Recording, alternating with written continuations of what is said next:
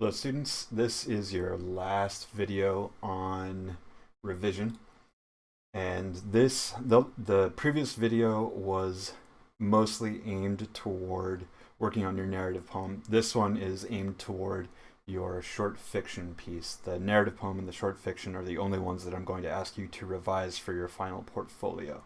This accordion revision is the kind of revision that I recommend for longer pieces when you don't have time to do blank page revision. So this I consider an inferior method, but it is still good if you're limited on time and working on a longer piece.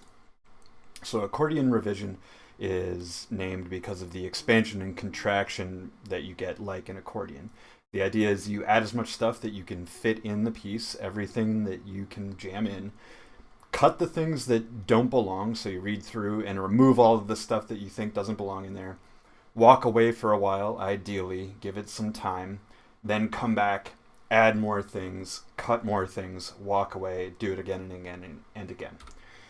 So when you're adding to your work, what I'm talking about is bulking up scenes, adding more detail to them, adding more events, trying to add more tension, adding more scenes themselves, adding dialogue between characters, building up your characters as people, creating through lines for them so that they seem real, that they have more motivations, adding in separate conflicts that help build the tension, things like that.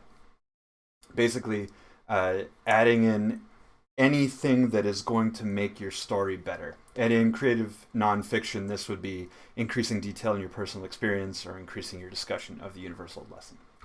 When you're cutting, what I'm looking for and what you should be looking for is editing out where the piece gets too wordy, where it gets off topic, where it feels like what's happening is just there to happen, where you have details or events that don't actually add to the tension of the piece or aren't important for the overall plot of the piece. You should check your dialogue to make sure it follows the rules of dialogue so it's moving things forward. Cut anything repetitive, and always try to keep, when you're cutting repetitive things, always keep the thing that is more vivid, that adds more detail to the scene.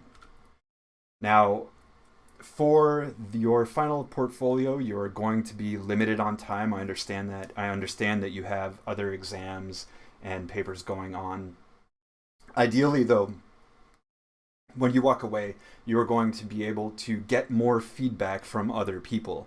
So you'll get more comments from friends or peers or teachers. When you can't do that, when you can't get more feedback, you should at least give yourself time away from it so that when you come back, you're looking at it with fresh eyes. This can be as little as a day away, as long as you think about other things in the meantime. More time is always better, obviously. And also, the more often you can do this repetition, the more often you can add things, cut things, walk away, add things, cut things, walk away.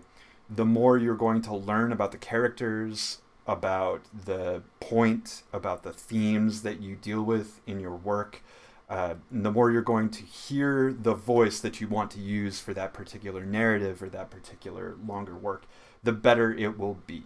Like, the more times you can do this. So hopefully you get the chance to do this a few times for your short story.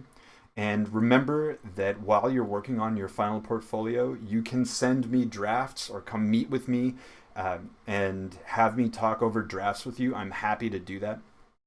If you have questions about my comments on your pieces from before, I can clarify things.